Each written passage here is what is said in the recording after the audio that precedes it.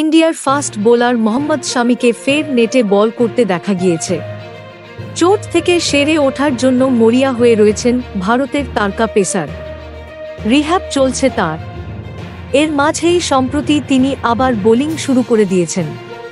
তাতে আশার আলো দেখছেন শামির ভক্তরা।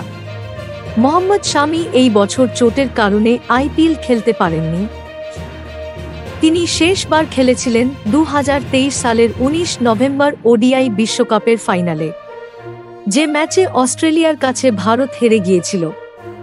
আর তাতে স্বপ্নভঙ্গ হয়েছিল কোটি কোটি ভারতবাসীর। ফেব্রুয়ারিতে শামির অস্ত্রোপচার হয় এবং তখন থেকেই তার পুনর্বাসন চলছে।